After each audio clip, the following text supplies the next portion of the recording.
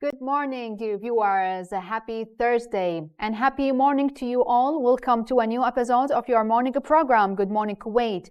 And today, as always, we have our segments and special guests that we are so happy and pleased to have them with us this morning. So please keep watching us till the end of the program and never go away. So hello and good morning, Farid. Good morning, Sarah, and good morning, Kuwait. Good morning, everybody. Our followers and our citizens, residents, whoever always watch Kuwait TV. This is Good Morning Kuwait program. It's a daily program from KTV2, from the Minister of Information of Kuwait, and definitely we are really happy. And today is the Thursday. We are heading the weekend, Sarah, and I don't know, I heard you said yesterday was the National Day for Women. Yes, exactly. The 8th of March, Farid, yesterday was the International Women's Day, the day to appreciate the presence of every single lady on this planet, whether it is a little girl or an adult lady, whether it's a wife or a girl or like sister, an engineer, anyone. I'll save you the trouble. Women are more than half of the society. Exactly. Women definitely, dear viewers, are, almost everything in this life. Definitely, she's the mother, she's the daughter, she's the wife, she's, everything. Definitely, women are really appreciated. We were all raised by women. The father always goes out, but the backbone of your environment is your mom. Exactly. So I appreciate every single lady on this earth, whether you are even a housewife or even a housemaid, everyone who seek actually for their sweat. They are working by their heart, their blood, their sweat, and to do whatever they want to be. And because women are legends, they can join any kind of field they want to be and any job they want to be, isn't it, Farid? Frankly, while you're talking, I just remembered, during the slavery time in the States and in the US, and I've seen, a lot of movies and I read a lot of documentaries about the slavery, time and how the slaves used to work in the cotton fields, these big, gigantic fields, Yes. We're talking about a field a size of a city like Rumaithia or, a city like Salmiya. So imagine, and I remember men and women working there, but women had double shifts, because they have to take care of their kids while they're working. Exactly. So that's something amazing. Exactly. Even if it's an employee lady, she is even working on raising a generation by her children, actually her grandchildren. Women are a legend. So congratulate to every single lady on earth. Absolutely. There is a nice poem, about that, especially mothers, but it's really difficult to translate it to English. But, I'll seek the translation, then I'll tell you. Anyway, what do we have next? Well, we have the weather segment, dear viewers. The weather is getting really lovely, but a little bit hotter. So let's check the weather forecast with our meteorologist, and they'll be right back to you. Good morning, dear viewers. Warm weather by day and partly cloudy with light to moderate southeasterly wind to northwesterly wind with a speed of 10 to 35 km per hour. May reach 45 over some areas, especially desert areas. Chances for rain expected for today, but that might be thundery at times. But tonight we are expecting rather cold to fair weather, southeasterly wind with a speed of 10 to 40 km per hour. High sea expected may reach 6 feet over some areas, especially the southern part of the sea. Expected weather in Kuwait City for the next 5 days. Chances for rain will continue with us this weekend until Friday. That might be thundery at times. We are expecting unstable weather on Friday. Rising dust over some areas, low visibility. Please take a caution while you're driving. Northwesterly wind will come back again. Starting from Friday, it will continue with us for the next 5 days. Stable weather starting with us from Saturday, and it will continue with us until Monday with a speed of 10 to 40 km per hour. In general, it's going to be warm to rather hot weather. We are expecting significant increasing in temperature above 30 degrees for the maximum. For the minimum, it will range between 14 to 25 degrees over some areas. This is our weather forecasting this morning. Thanks for watching us. And now, let's go back to our colleague. And this is Kona News. State Minister for Communications Affairs and Information Technology Mazen Al-Nahid affirmed continuing to work with strategic partners to promote digital transformation in public institutes and achieving Kuwaiti vision of becoming a financial, commercial, and regional hub. Kuwait is increasingly devoting attention to back up technological and scientific innovation and engaging all segments of society, namely women in innovative knowledge, a senior official said. And Hawali Governor Ali Al-Asfar signed a form that registers the governorate as an integrated healthy city and meets demand of healthy cities in all areas the next period as part of efforts to register healthy cities in Kuwait. The Ministry of Electricity and Water said on Wednesday that an explosion erupted at a main electrical transformer in Salmiya during periodical maintenance, resulting in a fire that left 4 people injured. This is all the news we have for today, dear viewers, and now let's have this break, and we'll be right back to you. I just want to offer, my deepest regards for the, people who were really hurt in that tragic accident in the electricity ministry, Sarah. I hope they will get well soon, and appreciation actually to them and to their families, actually. Absolutely, absolutely. Mm-hmm. So definitely let's move on and let's talk more about this coming report. And it's HIAL has launched a program to protect the huemul and endangered southern deer. They are doing that by creating a biological corridor that includes more than 230,000 acres of land. Absolutely, it's more than 230,000 acres. This land recently donated by the Rewilding Child Foundation. So, dear viewers, let's watch this report and I'll be right back to you. 2 days ago, the executive director of Rewilding Chile, whom we've worked with for almost 29 years, and I met with President Boric and his team here in Chile at La Moneda. We met because a year and some ago, Rewilding Chile was able to purchase 93,000 hectares of completely wild and beautiful Cape Froward.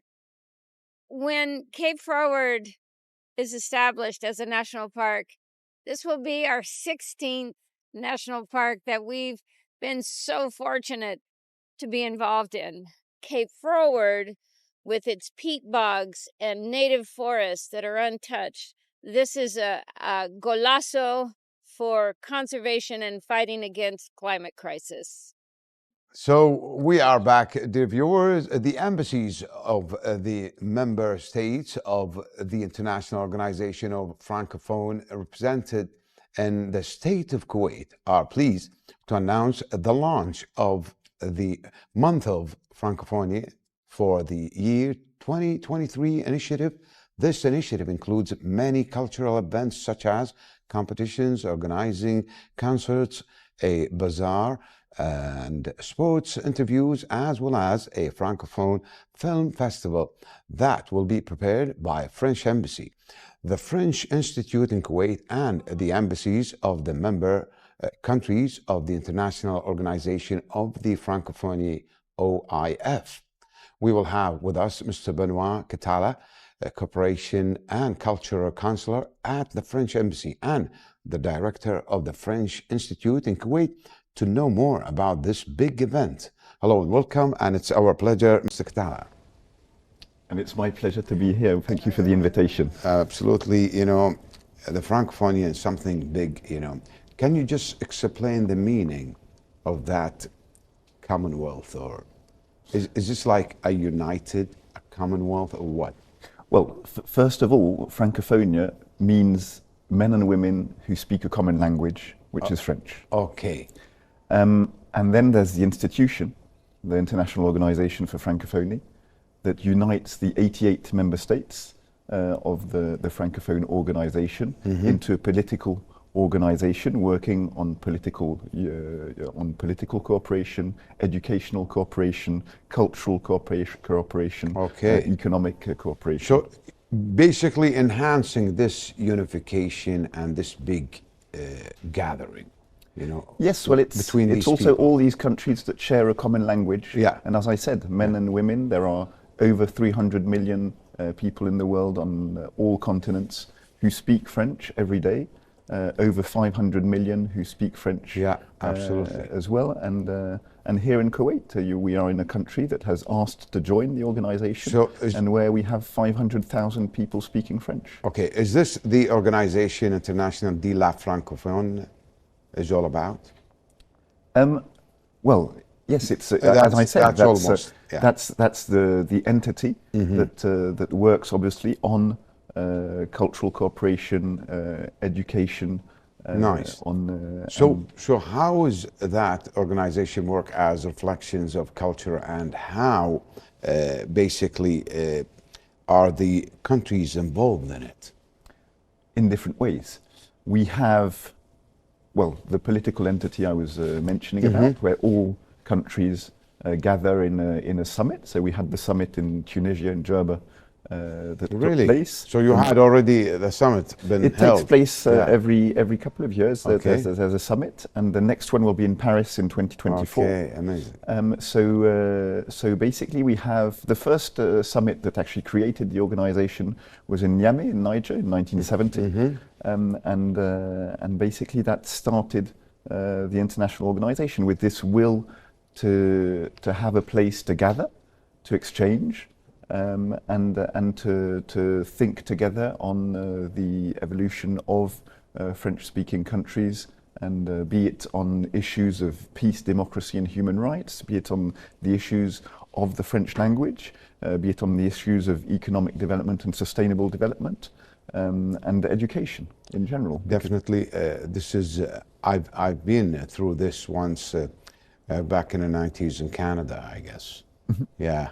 And in Ottawa, the capital, there were a lot of competitions. So let's guide us through, you know, the events that will be involved during that summit or that gathering. The events.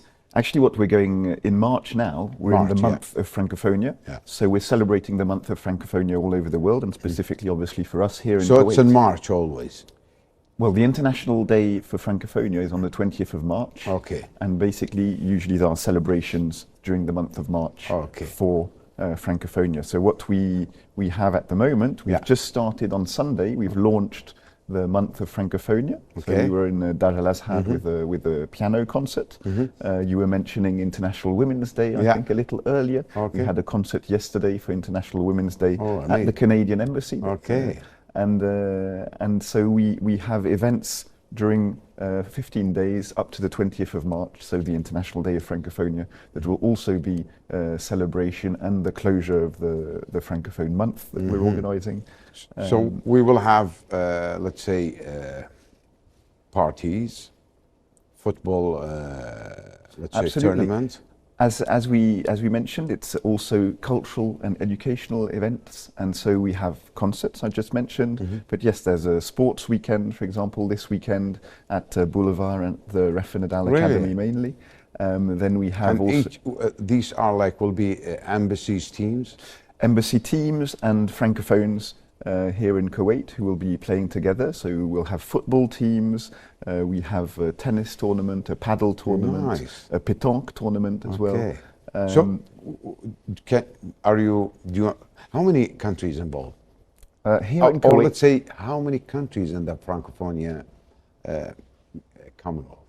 Well, there are 88 countries in total in Francophonia. Really? 57 are complete members, and we have over 40 of these embassies here in Kuwait. So there are 88 and 58 are complete members. Exactly. What's that? Well, you have associate members. Okay. So who are more on observation. Okay, I And, see. I see. and then you have complete the members. real Absolutely. member. For And example, and here in Kuwait, you have over 40. It's 44 embassies here in Kuwait. so if you members can of give the me a French- name of an associate member. Well, for example, Qatar is an associate member. Okay. And Canada is a Full member. Full member. Okay, that's amazing. And So- Kuwait, for example, has Kuwait asked to associate join as well. Okay, so we have 44 here. We're talking about huge tournaments. We're talking of big tournaments, absolutely. yeah. So we're celebrating sports. We're celebrating sports as well because next year will be the Paris Olympics. So it's also a way of You have Egypt remi- also from. We the have front. Egypt, of course, Yeah. that is member of the Francophone organization, and where you have the university, Senghor University, for example, that's part of the international organization of Francophonia. And so, yes, obviously Egypt, Tunisia, Lebanon, France, Canada, Argentina, Switzerland, lots of embassies that are participating obviously in this sports events. And apart from sports, from concerts, we have conferences and debates. We have also events like the film festival. So we have 9 films going on during the whole month. Every evening at the French Institute, you can come and see a film at 7 p.m. Of one of the Francophone countries participating. So, for example, next Sunday it will be a Bulgarian film. And we'll have every day of the week. That's beautiful. A film next week. So a Bulgarian one on Sunday, Monday it's Switzerland, and continuing the whole week. For how long? For how long? As I said, we finish on the 20th. Okay. So the last film will be an Egyptian film on the 19th. 19. And in the meantime, on the 17th, we have a big celebration at Shahid Park with a market bazaar with all the Francophone countries that will be present. So I can only encourage everyone to come to Shahid Park on the 17th to participate in the Francophone celebrations. Oh, so definitely it's going to be a huge gathering, frankly. Absolutely. Can you tell me and our viewers in Kuwait, how is such event enhances the relationship between Kuwait and France in terms of commenting on the French language and last year celebration of the 60th anniversary of two countries' diplomatic relations? Well, obviously, the French Institute is the only Francophone institute here in Kuwait. So it enhances, obviously, the presence itself, the issue of the French language. Exactly. We just signed last year also a memorandum specifically on the French language and its enhancement. It's been taught in Kuwait since the 1960s. And I know there are some courses been... Absolutely. Yeah. So we offer courses at the monthly institute. And Absolutely. It's also been taught in public schools since the 60s. We have over 1,400 French teachers who are here. We have regional events that take place. There's the French school as well here, obviously, and the French department at Kuwait University. And it's also promoting all the French departments in the different private schools and universities that exist. When we talk of 1,400 French teachers, they are scattered around in 150 public schools, in over 150 private schools and universities as well.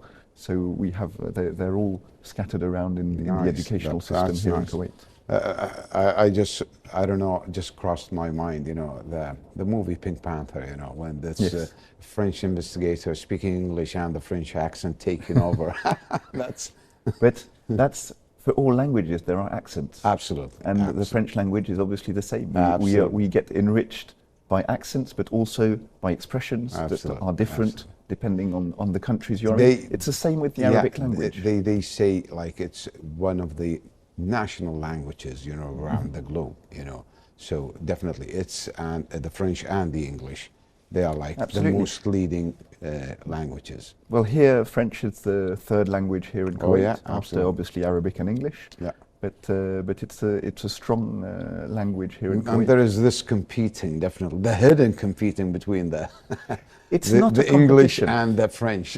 I wouldn't know. I don't agree on that. Really? I don't agree because one of the issues of the French educational system is to promote multilingualism and to promote the fact people who are here speaking French in Kuwait, they speak Arabic, they speak English, they speak French. if they come out of the French school, they also speak Spanish. Yeah. They usually speak 3 or 4 languages. It's very rich for people to be able to speak these languages, to be able to have this cultural diversity and this cultural vision of things. It's extremely frustrating for someone to be in a country without speaking the language, for example. Exactly. And what we promote and what Francophone countries promote is also this multilingualism. I was talking of the concert yesterday. It took place there were songs in 4 languages. That's also a spirit of the Francophonia. Absolutely. It's this cultural diversity and the fact that obviously we share a common language, but we are rich of our diversities and of speaking in other words, what are you saying, Mr. Katala, that there's no competition, definitely, but you always urge people to enrich their language skills. So, for example, of course, it's an asset. And speak. It's an asset, exactly. It's a huge asset. Here in Kuwait, obviously, if you don't speak English, it's a problem. Oh yeah, absolutely. But French is an asset. Absolutely. It's an asset because you can go in countries on all continents where you speak French, and you have, as I said, 500,000 French speakers here in Kuwait. It's not a small number. It's great for your professional life. Speaking French is a huge advantage. For tourism, obviously, it's a huge advantage. Absolutely. And you can travel third much of more the easily. world, speak French. So. Exactly. Yeah, and frankly, me personally, on a personal level, I wish I had more time with the French language. Well, you have to come to the French Institute and practice. Definitely. But they say when you grow old, it's really hard to grip these skills. But definitely, there's no impossible in learning if you are really interested. Absolutely. So, can you tell us more about the CEFREPA or CEFREPA, and what is the task behind it and its history here in Kuwait? Good question, because I mentioned the French school, I mentioned the French Institute. I didn't mention the French Research Center, which is the CEFREPA. So the CEFREPA stands for the French Research Center for the Arabian Peninsula. Okay. Now we're extremely lucky here in Kuwait to have the headquarters of this research center based here in Kuwait since 2015. It was based in Yemen beforehand. Really? Obviously, with what's going on in Yemen, it had to move, and it's now based here in Kuwait. Where exactly? In Dasman, so next to the Khazal Palace. Okay. And so the research center is based there. It works on the whole Arabian Peninsula, so the 7 countries of the peninsula, and it has also some antennas in Oman, in Yemen, and in Abu Dhabi. And then one opening in Saudi Arabia soon as well. Oh. And it works on mainly archaeological research and on social sciences research. Nice. And so it has a network of researchers all over the region and worldwide, working on different subjects, and obviously working with Kuwaiti researchers here at Kuwait University, or with different partners here in Kuwait. So this is like another source of knowledge and like a center of knowledge, Exactly. I was talking about conferences and debates. So, for example, we have every Tuesday at the CEFREPA here in Kuwait, conferences taking place at 6 p.m. Okay. And on different subjects. It can go from archaeology to political sciences or social sciences, so many fields. And I really encourage everyone to go to CEFREPA and have these, visit these lectures. They're usually, very often, mostly in Arabic, because then again, when we talk of Francophonia, it's also, and when I talk of the French Institute, we offer Arabic courses at the French Institute. Absolutely. And the whole idea is also to have a cultural dialogue. How to have a cultural dialogue if we don't speak the same language. Absolutely. So it's also one of the aspects of CEFREPA. We offer courses of strong courses of Arabic, so level B2 and C1, with the idea of being a real center for teaching the Gulf dialects of Arabic here in Kuwait. So that's amazing. So that's It a differs strong than issue. North African dialect there. There are different Arabic dialects. We were mentioning accents, but there accents, are different absolutely. ways Egyptian, of one thing, you know, the Egyptian, Algerian, Kuwaiti, Yemeni, Kuwaiti, Algerian. absolutely, It's very different. So so that's definitely, Mr. Katala, you are, you know, really a scientist and this with this experience, you know. But frankly, this is something good, you know, because all the if you are, let's say, a master's student or a PhD, you know, researcher, definitely these centers will be a big help for you. absolutely, and they have a lot of associate researchers. There's work on mobility of researchers as well, obviously between France and Kuwait in both sides, but also in the region. And yes, it's a strong asset to have this French research center here. There's a network of 30 research centers all over the world. It's really a French specificity, actually, to have these research centers based in different regions in the world and looking at social sciences, archaeology. Here the archaeology is mainly in Failaka. Obviously. Yeah. We'll be having actually next week a big colloquium with the National Council for Arts and Literature here in Kuwait from the 12th to the 14th. So that's also going to put forward all the work that's being done together with Kuwait in Failaka. You have a busy schedule, Mr. Katala. Well, it's we try and promote everything that's to definitely do with Francophonia, you know, and with our all work with the Kuwait. best wishes, you know, for you and our, you know, colleagues and folks in the French embassy. Definitely all the best. We wish them successful because this is really enhances, as you said, the ties, you know, and the relations. Because we are at the end. Is there anything you want to say for the viewers regarding the Francophonian month? And well, I'd like to thank first of all the Francophone embassies that are participating and our partners that are participating in this Francophone month, because it's a common event that we all organise together, and I can only invite all our viewers to take part in all the celebrations. Be it in films, be it in the coming concerts. We'll be at the American University tonight, for example, and to come to Shahid Park as well next Friday to celebrate Francophonia with all of us. Thank you very much, and merci beaucoup, Mr. Katala. Merci à vous. Thank you. Thank you for having me. Thanks.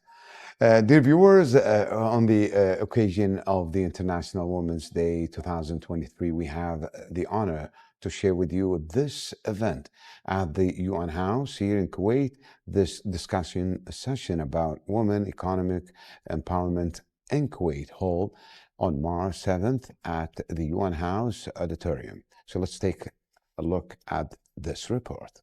Hello and good morning. This is Hajar Al-Muhanna. We are honored to celebrate the International Women's Day here at the United Nations House. So as you know, the United Nations has been proactive in celebrating these kind of important events. So we're going to attend a discussion related to women economic empowerment in Kuwait. So let's go check it out. Welcome to the United Nations House here in Kuwait. We had a great International Women's Day celebration. Business leaders, executives, also female parliamentarians and female ambassadors. Of course, it was graced by the Secretary General of the Supreme Council for Planning and Development, Dr. Khaled Mahdi. We discussed substantively how we can work together to promote economic empowerment of women, not for just sake of the lip service or because it sounds better. In fact, empowerment of women will actually lead to the better business bottom lines as well. And women are open-minded for horizontal cross-sectoral collaboration as well. So we really had a good time to exchange good practices and also lessons learned. So as the United Nations Development Program, we are really keen to disseminate Kuwait's good practices regionally and globally. Thank you so much. So the question really is the importance around celebrating International Women's Day. International Women's Day is celebrated each year really to make sure that the vision and of the international standards around advancing women's rights and gender equality is amplified. and is shared with different entities, including the government, including civil society, including the diplomatic corps, including, of course, the private sector and the UN. And the engagement of all parties in advancing gender equality and women's empowerment is something we really look at specifically this year, and looking at economic empowerment in particular and digitalization. Why is it so important to have women in the digital economy? It's because the future world of work and jobs, and the job creation in green jobs, in climate smart agriculture, in science, technology, education and mathematics, making sure that the care sector is also so well formed and digitalized to support women in employment, is something we're really looking at discussing this year. And it's a really important event that brings together all these partners to be able to not only fund mechanisms that support women in employment, women in economic empowerment, women in leadership in business, but also that speaks directly to women and young girls, to be able to get them on board with the same understanding of the opportunities that lie ahead for them. It's also important to engage young men, boys, fathers, brothers, uncles, in the conversation around why this is important. And we do, of course, hold International Women's Day and celebrate International Women's Day each year. And this year, it's particularly important for economic empowerment and digitalization. Thanks. Today we are celebrating a very important event, which is the International Women's Day. This day is considered one of the most important among all of the United Nations days, as it signifies the importance and the significance of the women empowerment.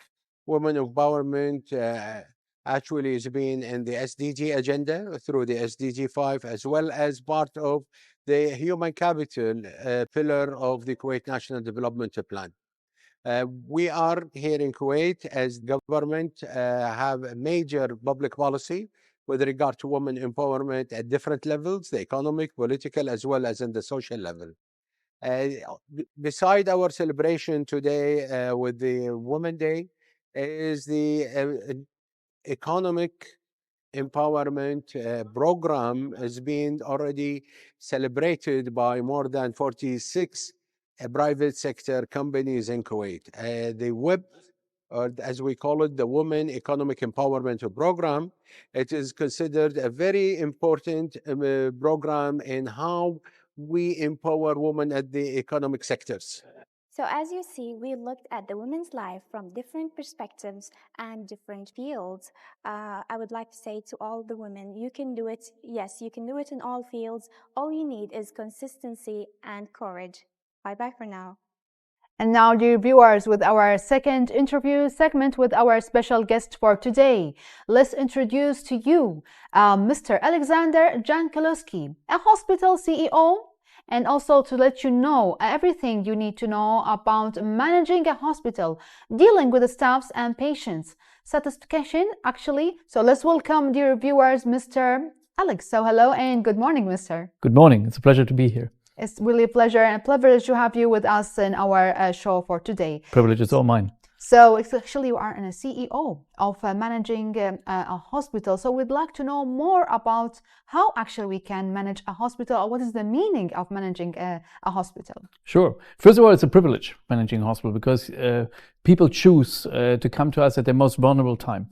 So it's a time where we definitely have to sort of think outside who we are and be more who our patients are, and meet them as partners, as friends, and as family maybe even. They want to be understood. So that's probably the hardest part as a hospital and as a private hospital particularly to get right, because people are vulnerable when they seek healthcare and they want to feel welcomed and safe.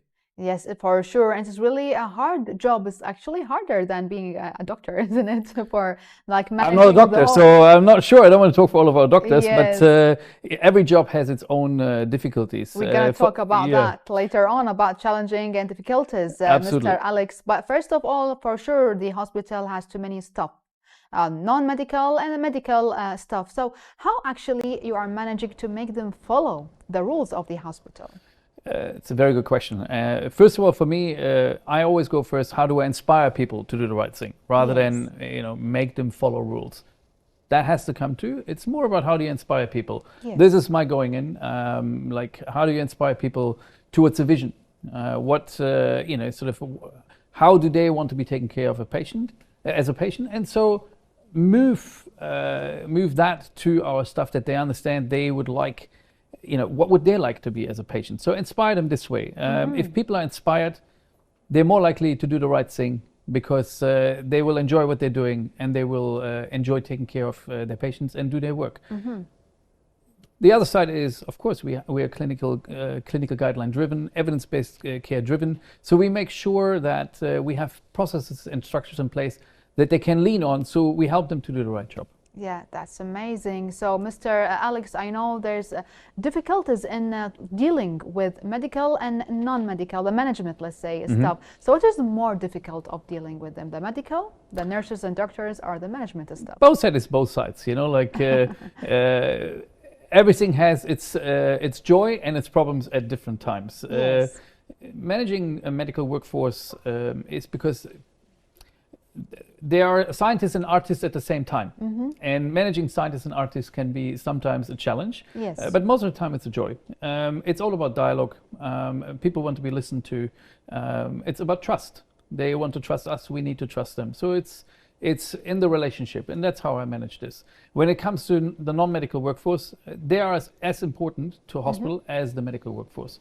And you need to make them feel like they are just as important as the medical workforce. And it comes down to the same: dialogue, trust, communication, and making them part of the team, and making them feel that they are contributing to the safety and the health of the patient. Yeah, so you need to be a friend to them, like a close, and be like a friend, like friend spirits all around the team, isn't it? Yeah, a friend who at the same time can have the tough conversation when needed, Exactly. and give the right feedback at the right time when needed.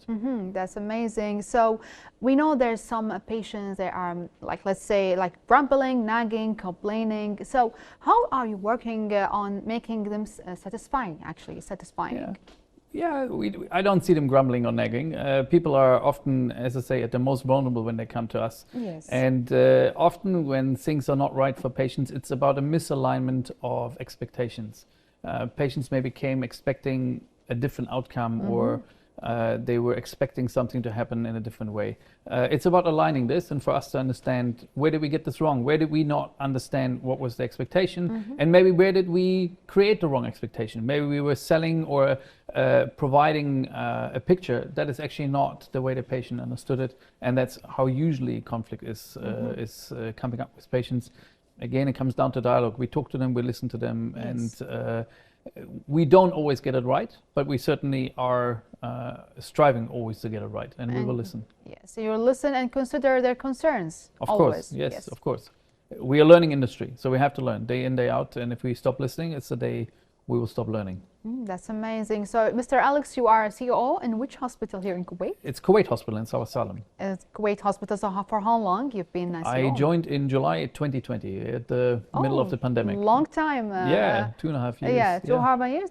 Yes. So what about the progressing of the hospital? Are you working on progress the hospital? Let's talk more about that. Yeah, so the hospital has been coming up over the last 2.5 years. It had a slow start over the last couple of years initially, but since really 2020, every day became better, every month became better, and I think I like to say we're now I think there's a term in Kuwait, a fully fledged hospital. We're open. We're fully open. We serve a broad base of patients, and Yes. I'm actually quite proud of what the teams have put together in the hospital, and the service that we are able to safely provide to our patients. And I think it resonates already in the community, and I'm very happy to hear that. That's amazing. So, Mr. Alex, now let's talk about the difficulties and the challenges, especially for the private healthcare sector. Can you elaborate more about the challenges? Yeah, so the private market, healthcare market, certainly faces challenges in. It's still a relatively young industry, particularly in the term of the broad base in Kuwait. There have been long players in the market, But I think the sort of the number of hospitals and clinics really have only come over the last couple of years. Yes. And particularly with insurance and everything, the private market is maturing, and it needs to mature in a responsible way, taking care of patients in a safe manner, and really creating that partnership with the community and becoming a partner with the government hospitals. We need to provide care at exactly the same level, and I think that sometimes can be a challenge for private hospitals. And at Kuwait Hospital, we're very determined to close that challenge. That's amazing, Mr. Alex. So do you have any advice, actually, especially for your patients and your staff in your medical? Particularly patients. My advice is, like, in terms of choosing healthcare providers, ask for outcomes. Ask what kind of outcomes does the hospital provide? What kind of outcomes does this particular doctor provide? It's sometimes in healthcare, particularly when it's more complex, it is not as easy to see this is a good outcome or bad outcome. And patients are very educated, so they need to look at what is internationally happening, like what is an outcome internationally, and they should demand the same locally, and we should be held accountable to deliver the same level. Well, that's really amazing, Mr. Alex. We are so proud of you, and best of luck for you and all your staff members at the hospital. Thank you very much. Thank you. It was a pleasure to be here. So, dear viewers, and now let's move on to the top 5 movie segment, dear viewers. So stay tuned, and let's go back to you later. Yes, we are back, dear viewers, and definitely it was, Sarah, a beautiful episode, and frankly, I hope our viewers really enjoyed it. Yes, it was really a lovely, especially, dear viewers, yesterday, as we mentioned, the introduction, the welcoming, that the International Women's Day. I would like to, again, congratulate every single woman on earth. This is your day, and enjoy it because you are a legend. So I hope, Farid, why you are laughing? That's a good one. Yes, for definitely, sure. you are a legend. Every single female, definitely, Exactly. be proud of yourself. And if the women are really in a decent status, Yes. the society will be really in a beautiful future. Well said, Farid. So, dear viewers, I hope you enjoyed our episode as much as we did. See you for the next one, and have a happy weekend. Until the next episode, please stay safe and have a good day.